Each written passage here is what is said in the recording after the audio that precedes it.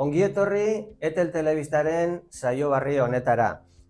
Gaurko saioan, unibertsitatean gradu bat hasi eta dana dalakoagatik, gradu amaitu horretik, unibertsitatea ixten daben gaztei buruz arituko gara. Gaur egun, lanbide heziketatik unibertsitatera joetia gero eta normalagoa da. Hala eta guztiz be, badira alderantzizko ibilbidea eiken dabien pertsonak, hau da, unibertsitatetik lanbide heziketara. Batzuk euren espektatibat bete ez dabezan zozer aukeratzen dabielako eta hone dakarren frustrazioagaz, familian eztabaidak eta porrota sentsazioe. Guzti honi buelta emateko bi gazte gonbidatu duguz. Mikel eta Ander eta Mikel. Mikel, zuen kasuan ingenieritzia hasi zinen, hor lehenengo mailan, egon zinen gradu egiten, eta zer pasau zen? Hori, nik hartu nahen karrera jaten gustau edo ez dut uste esala nik guren hartu bidie, hartu den aukeratu nahen etortxe goi maila ziklo batera. Zure kasuan zerakoa izan zen, ezta, Ander? Bai, ni hasi nintzen ingenieritzia informatiko bat egiten, eta berdine, karrera azkenien esan izen hasieran pentsau nebana, da orduen erabakin neban aldaketa drastiko bat egitea eta tortxe goi maila heziketa egitera.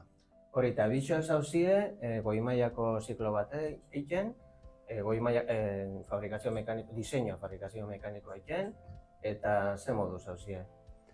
Ni gutxienez oso gustora, gainera justo gubiok gauz dualien, eta nago enpresa baten nola oso pozik, eta ni pozik.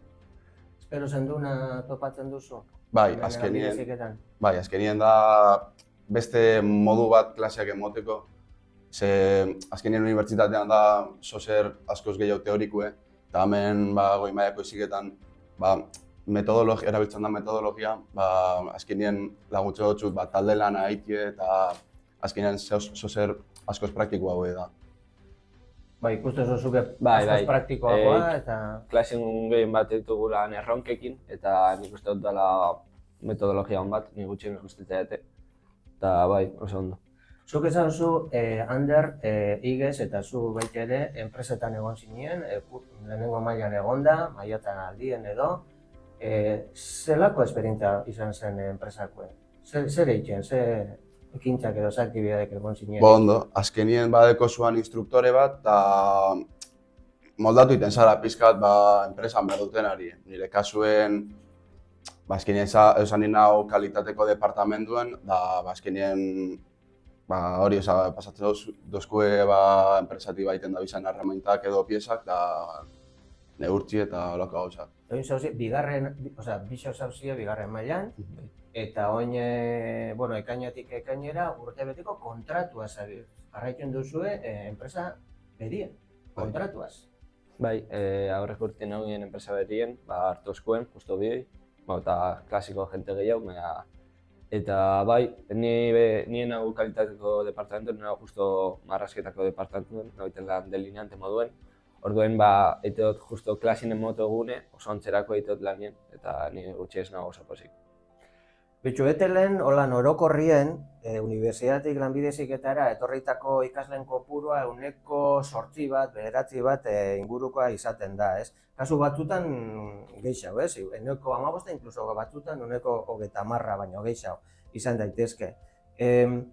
Zuen ustez, zeren ondorio izan daitezke, gurot esan, orientazio txarra, hau da, unibertsitatetik ona pasatzea amaitu horretik, ez? Orientazio txarra, edo, adin horretan igual seguruzun ez dakizulako, modak, lagunek, edo zergatik uste duzue gertatzen dana?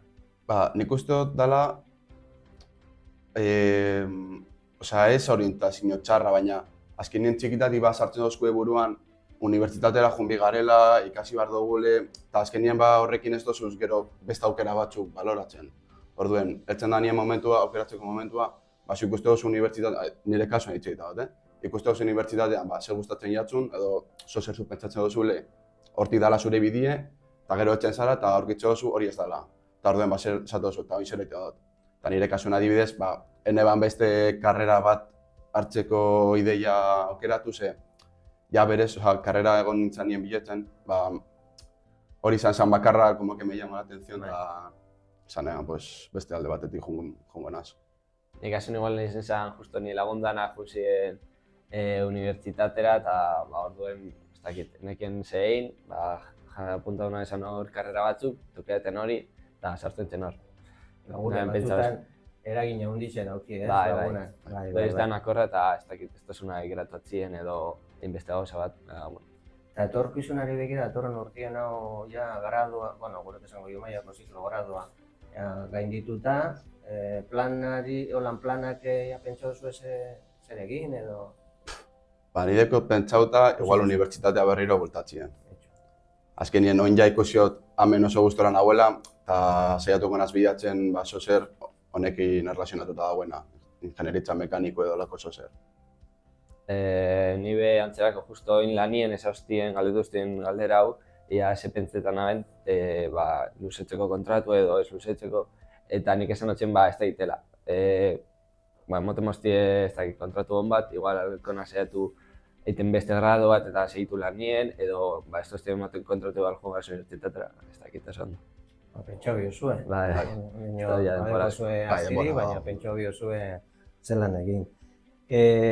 Hombre, gogoratu bida, ondino urriak 13 arte, ondo gurot esatie, lanbide heziketan matrikulatu daitekela.